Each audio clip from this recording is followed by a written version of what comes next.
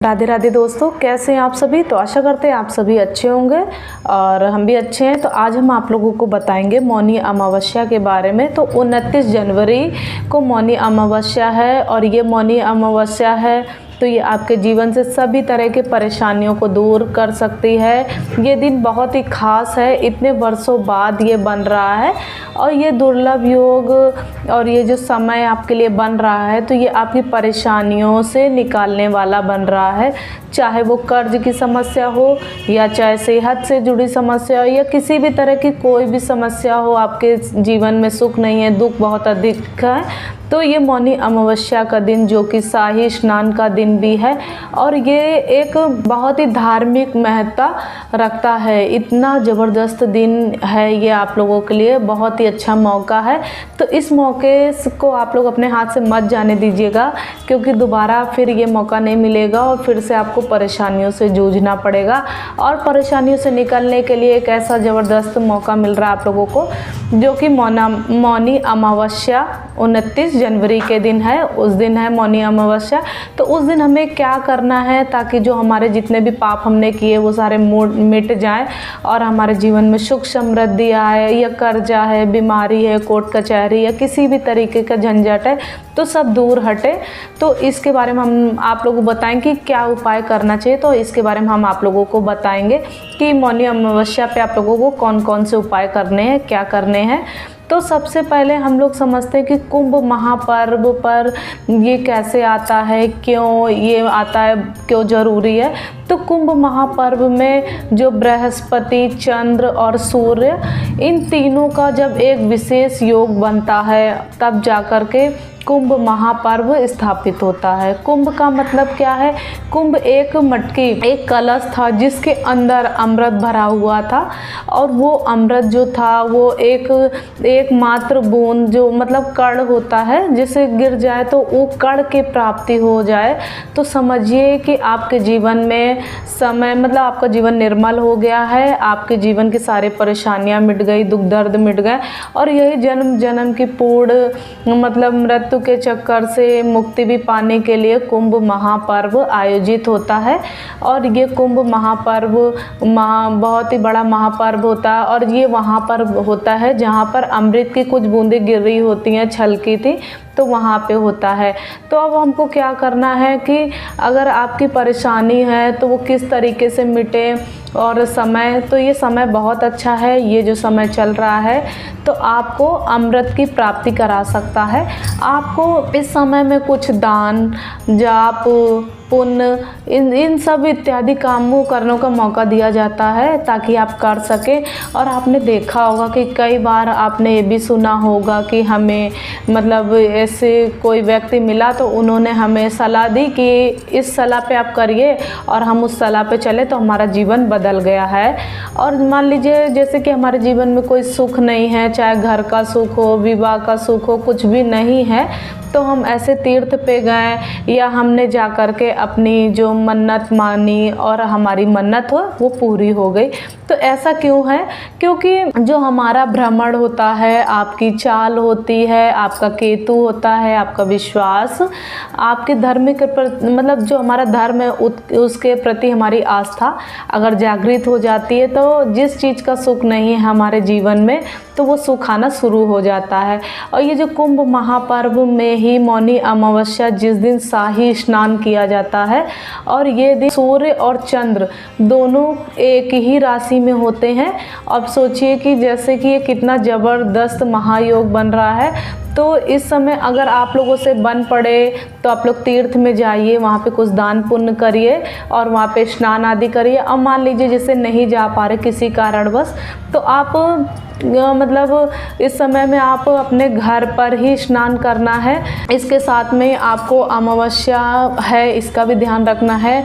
जिस तरीके से पूर्णिमा जो होता है देवताओं को प्रिय होता है, उसी तरीके से जो अमावस्या होता है तो हमारे पितरों के लिए समर्पित है, उनको प्रिय है हमारे पितरों को। तो आपके जीवन में अगर पितृ दोष चल रहा है, किसी कारण हो, झंझट हो, बीमारी हो या कोर्ट कचहरी का हो या आपके धर्म मतलब धन का नुकसान है, कर्जा नहीं उतर रहा है और कुछ न कुछ परेशानियां ऐसी हैं जो पारिवारिक चल रही हैं, घर की हैं, फैमिली की हैं, तो कुछ परेशानियां ऐसी भी होती हैं कि जिनका हमारे पितृ ग्रह लग जाता है, पितृदोष के कारण ही बनती हैं। तो अगर आपको नहीं पता है कि आपकी कुंडली क्या है, तो आपके लक्षण जो हैं आपको लगता है कि लंबे समय से चले आ रहे हैं, उनका निवारण नहीं हो रहा है, तो ये पितृदोष का ही कारण है, ये पितृदोष की परेशानी है, इसका निवारण करने का मौका आ गया है। तो ये मौनी अमावस्या वाले दिन कुछ चीज़ों का दान इत्यादि करना चाहिए, जैसे कि कपड़ा, अनाज हो गया है, और ग्रह मतलब दक्षिणा हो गई, तो इन सब चीज़ों का भी दान हम लोग कर सकते हैं और करिएगा। मान लीजिए इतना सब कुछ नहीं कर पा रहे आप लोग, तो बस 3 चीज़ें करिएगा।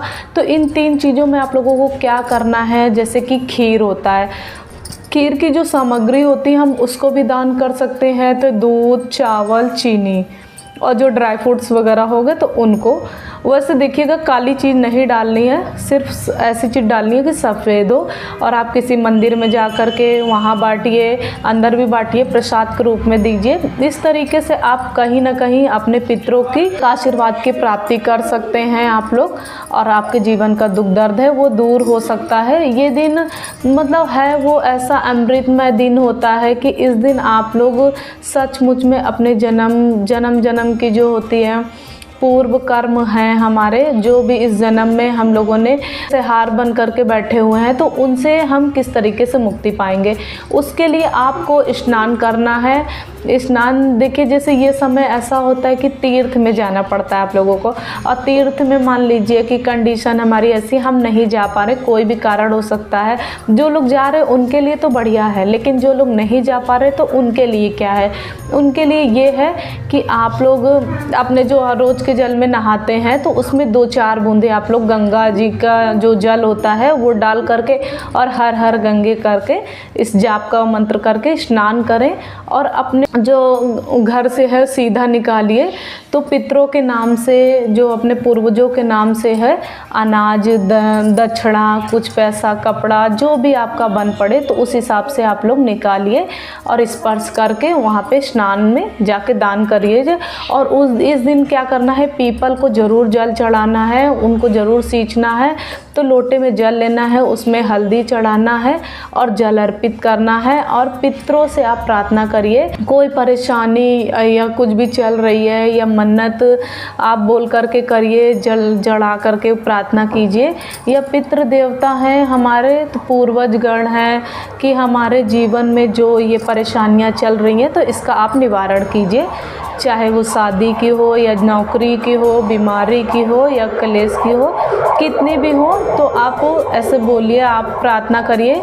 वो दिल से निकली हुई जो प्रार्थना होती है तो आवाज़ होती है, दिल से निकली हुई तरंगे होती हैं, तो वो सारे तरंगों से हम मिलती हैं, और वो परमात्मा से आपका जब वो तरंगों का मेल होता है तो सब चीज़ें, दुख दर्द जो होते सब दूर हो जाते हैं।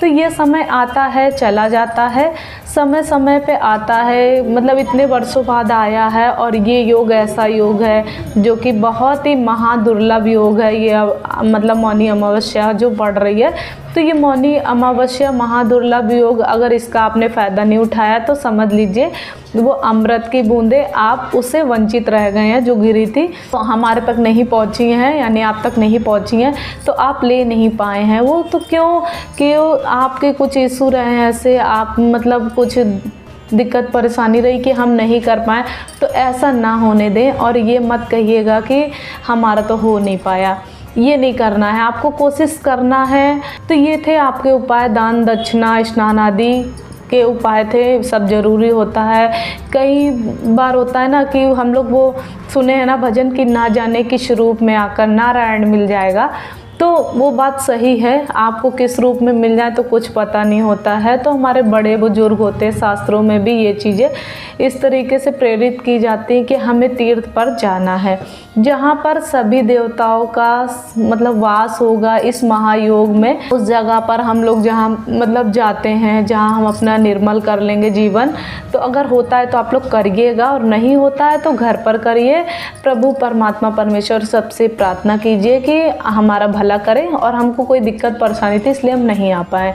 तो इसके साथ साथ एक उपाय आप लोगों को और करना है, तो आपको लेना है एक नारियल, जैसे कि ये देखिए एक ये नारियल है, तो इसको लेना है, इसको काट लेना है। तो अभी हम दिखाते हैं काट करके। तो ये देखिए, ये हमने नारियल लिया, इसको हमने काट लिया है 2 टुकड़ों में। तो इस तरीके से हमने इसको काट लिया है और इसको हमको आधा ही लेना है, पूरा नहीं लेना है, सिर्फ आधा लेना है। तो ये हमने ले लिया है। इसमें हम लोगों को क्या करना है, बूंदी का लड्डू, ये देखिए ये होता है बूंदी का लड्डू होता है। बूंदी का लें या आप बेसन का भी ले सकते हैं। तो इसको इस तरीके से देखिए,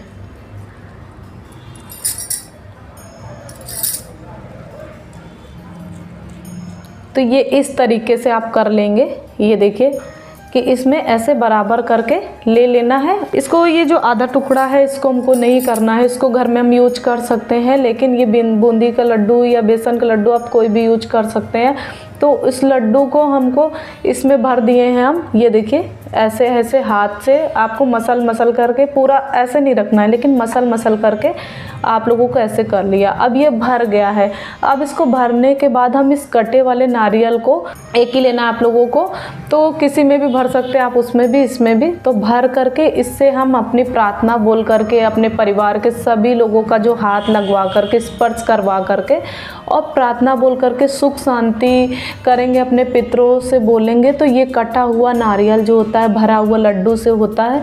तो इसको जा कर के हमको पीपल या बरगद जो धर्म स्थान में है, कहीं पूजा पाठ ना हो, मतलब हो रही हो, तो वहाँ पर जा कर के हमको ऐसे इसको रखाना है, जड़ पे रखना है इसको हमको, और रख करके आ करके प्रार्थना बोल करके हमको चले आना है। तो ये काम करना इसलिए ज़रूरी है क्योंकि हमने सारे कर्म कर दिए हैं। हमारे जो पुण्य कर्म हैं उनमें बढ़ोतरी करने का जो काम होता है वो जीवों के जरिए होता है, छोटे छोटे जो कीड़े मकोड़े होते हैं उनके जरिए होता है। और यही हमारे सद्गति देते हैं हमको, और यही हमको पूर्व जन्म के जो पाप होते हैं मिटाने का काम करते हैं, हमारे पुण्य कर्मों में वृद्धि करते हैं।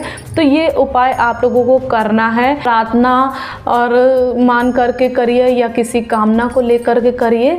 तो देखिएगा आप लोगों को कितना फ़ायदा मिलेगा मात्र एक नारियल के इस उपाय से। ये नारियल का गोला सभी जगह मिलता है, सबके यहाँ पे रहता भी है घर में। तो ये गोला सूखा वाला है, तो इसको ही लेना है आप लोगों को। तो इसको हाफ कर लिया है, 2 पीस कर लिया है इसको हम लोगों ने। आप लोग करिए। तो ये छोटे छोटे कर्म होते हैं, श्रद्धा भाव से करने होते हैं। जहाँ श्रद्धा वहीं सब कुछ है, जहाँ श्रद्धा नहीं है तो वहीं कुछ नहीं है, जहाँ विश्वास नहीं है वहाँ कुछ नहीं है। विश्वास पे ही सब कुछ है, विश्वास पे ही दुनिया भी टिकी है।